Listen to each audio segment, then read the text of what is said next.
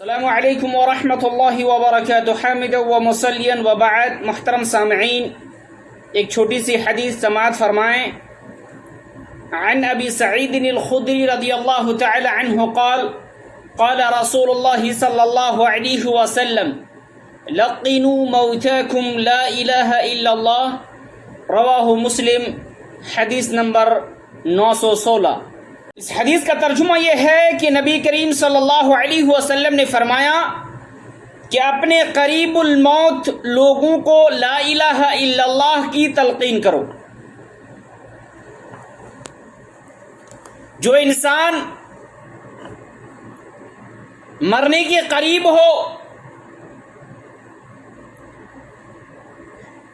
سکرات موت کی حالت میں ہو، گرگرے کی حالت میں ہو، چند منٹ یا چند لمحے میں ان کی روح پرواز کرنے والی ہو، ایسی صورت میں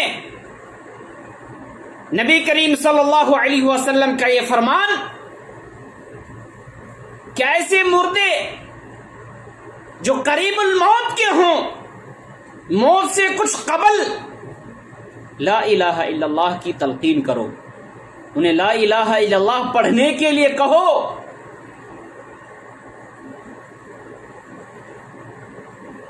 اور دوسری روایت میں ہے، مسند احمد کی روایت میں ہے کہ نبی کریم صلی اللہ علیہ وسلم نے فرمایا کہ من کان آخر کلامہ لا الہ الا اللہ وجبت لہ الجنہ، کہ جس شخص کا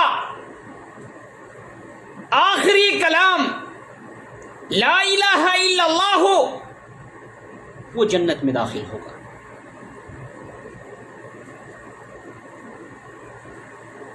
میرے محترم بھائیو،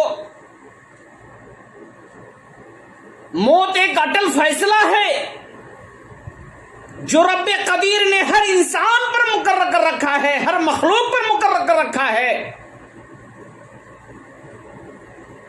تو جب ایسی حالت میں مردے ہوں، یہ قریب الموت ہو، سکرات عالم میں ہو، ایسی حالت میں اسے لا الہ الا اللہ کی تلقین کرنی چاہیے. اسے کہنا چاہیے کہ لا الہ الا اللہ کہیے. اور اس کا اگر آخری کلام اگر لا الہ الا اللہ ہوگا تو وجبت لہ الجنہ، جنت ان کے لیے واجب ہو جائے گی. یہ مسند احمد کی روایت ہے، اور شیخ البانی رحمہ اللہ نے ارواء الغلیل میں اس روایت کو حسن قرار دیا ہے کہ جس کا آخری کلام لا الہ الا اللہ ہوگا ان کے لیے جنت واجب ہو جائے گی. تو میرے محترم بھائیوں، حدیث کا مفہوم سمجھیں، جانیں اور سیکھیں. اور مسند احمد کی ایک دوسری روایت میں ہے کہ حضرت انس بن مالک راوی ہیں، بیان کرتے ہیں کہ رسول اللہ صلی اللہ علیہ وسلم عاد رجلا من الانصار، اللہ کے نبی ایک انصار کی تیمارداری کے لیے گئے. فقال، اور کہا، یا خالو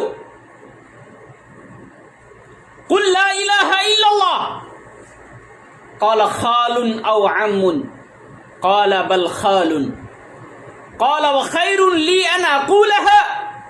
قال علیہ الصلاۃ والسلام نعم. یہ مسند احمد کی روایت ہے، اور شیخ البانی رحمہ اللہ نے اس روایت کو صحیح قرار دیا ہے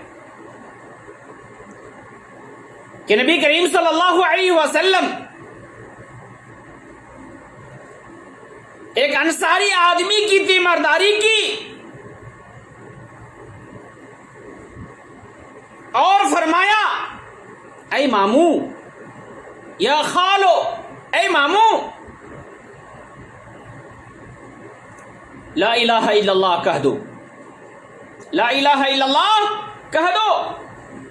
راوی بیان کرتے ہیں کہ اللہ کے نبی خال او عم، ماموں یا چچا کا لفظ ہے کہا ہے، لیکن یقین کے ساتھ یہ کہا گیا بل خالن، بلکہ اللہ کے نبی نے خالن کا لفظ استعمال کیا ہے۔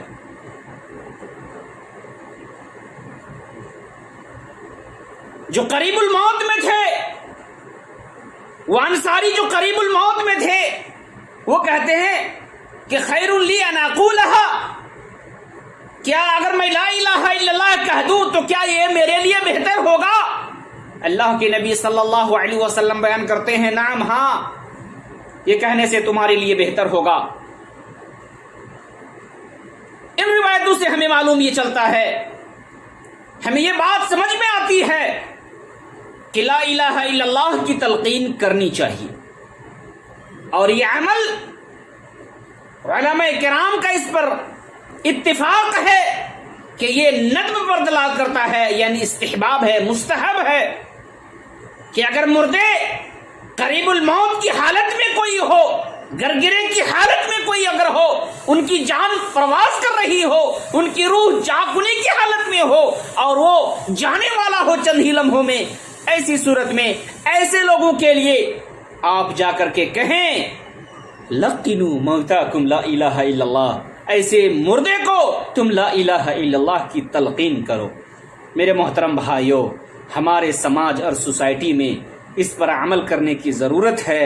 ہمارے کچھ ایسے سکرات حالت میں لوگ رہتے ہیں، قریب الموت میں رہتے ہیں، لیکن لوگ انہیں کوئی چیز کی تلقین نہیں کرتے ہیں، اور جو لوگ مرنے کے بعد قبرستان پر جا کر کے ان پر لقنوا موتاکم لا الہ الا اللہ کا یہ نعرہ لگاتے ہیں، یہ بالکل سراسر بدعت اور ان کا حدیث سے کوئی تعلق نہیں ہے، بلکہ موتاکم سے مراد قریب الموت لوگ ہیں، جو لوگ گرگرے کی حالت میں ہو، سکرات موت میں ہو، ایسے لوگ یہاں مراد ہیں۔ اللہ تبارک و تعالی ہم سارے لوگوں کو قرآن اور حدیث کو سمجھنے کی توفیق عطا فرما اور قرآن و حدیث پر عمل کرنے کی توفیق عطا فرما۔ یہ مردے کو لا الہ الا اللہ کی تلقین کرنا، یہ قریب الموت مراد ہے، جو گرگرے کی حالت میں ہو ایسے لوگوں کو تلقین کرنی چاہیے۔ اللہ تبارک و تعالی ہم سارے لوگوں کو قرآن و حدیث پر عمل کرنے کی توفیق عطا فرمائے۔ والسلام علیکم ورحمۃ اللہ وبرکاتہ۔